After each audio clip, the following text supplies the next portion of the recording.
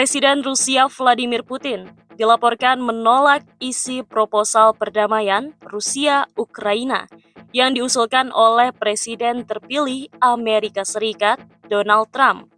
Hal ini disampaikan langsung Taipan Rusia yang dekat dengan Putin, Konstantin Maloveyev. Dalam sebuah wawancara dengan Financial Times di Dubai, Maloveyev mengatakan utusan Trump untuk konflik Rusia-Ukraina, Kat Kellogg, telah membawa proposal perdamaian ke Moskow. Namun, Putin menolaknya karena banyak yang tidak dipertimbangkan dalam usulan itu, utamanya terkait masa depan Eropa.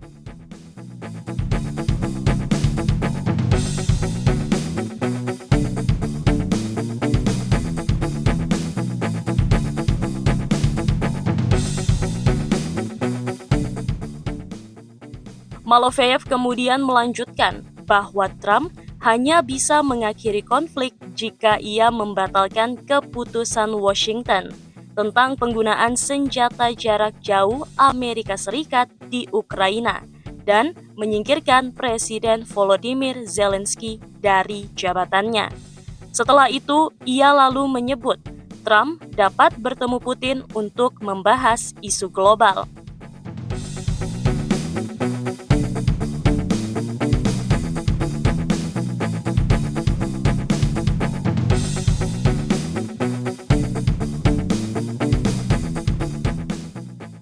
Lalu, Maloveyev kembali menambahkan bahwa jika Amerika Serikat tidak setuju untuk mencabut dukungannya terhadap Ukraina, Rusia dapat menembakkan senjata nuklir taktis.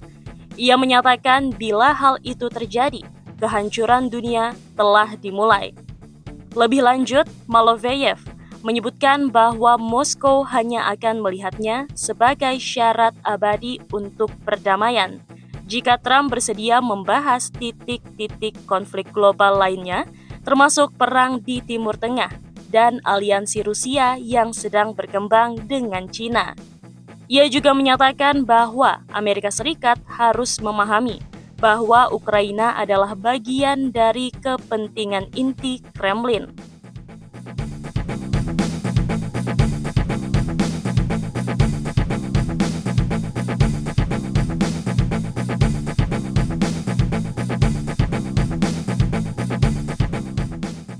Dalam sejarah dunia, satu-satunya negara yang pernah melawan Amerika Serikat dalam berebut titel negara superpower cuman Uni Soviet.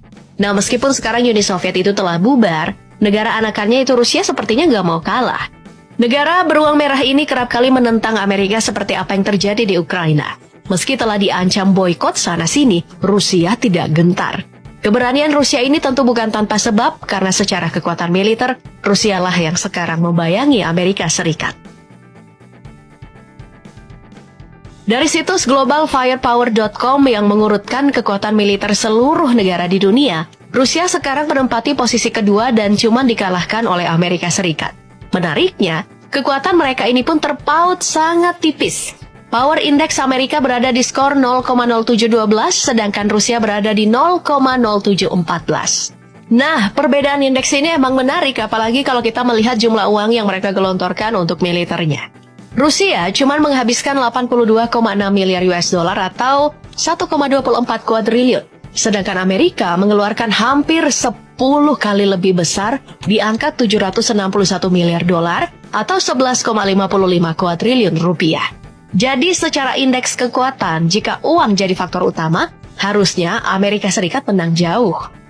Baik, dengan uang yang mencapai 1,24 kuadriliun tadi, Rusia membiayai beragam hal, salah satunya untuk personil militer mereka. Dari pencatatannya, Rusia memiliki total personil yang mencapai 1.330.900 personil, yang terbagi atas personil aktif sebanyak 830.900, personil cadangan 250.000, dan paramiliter 250.000. Jika dibandingkan dengan populasinya, total personil Rusia cuma 0,9% dari total populasi mereka yang mencapai 142 juta jiwa. Kemudian, perbandingannya dengan pria berumur 16 hingga 49 tahun yang harus siap angkat senjata sebesar 2,8%, di mana penduduk usia matang Rusia mencapai 46,5 juta jiwa. Jadi, kalau masalah tambahan personil darurat dari warga sipil itu bukan masalah bagi Rusia. Dari personil, mari kita maju untuk melihat kekuatan alutsista dari Rusia yang juga dikenal sebagai produsen alutsista kelas kakap di dunia. Ayo kita mulai dengan membahas Angkatan Darat dulu. Di bagian ini, data menunjukkan kalau Rusia memiliki 12.566 tank utama, 151.641 kendaraan lapis baja, 10.911 penembak artileri, dan 3.887 peluncur roket. Sebagai negara yang memiliki daratan yang begitu luas dan batas negara yang sangat banyak, Rusia melengkapi alutsista darat mereka dengan sangat mumpuni. Salah satu contohnya adalah tank terkuat mereka yaitu T-14 Armata.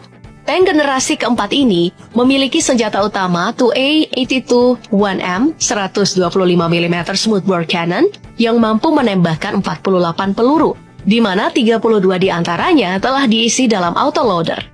Di masa depan, T-14 Armata bahkan lebih ngeri lagi, karena akan dilengkapi dengan senjata utama 2A-83 152 mm smoothbore tank gun yang mampu menembakkan proyektil mutakhir di kecepatan 1980 meter per detik dengan jarak tembak 2 km.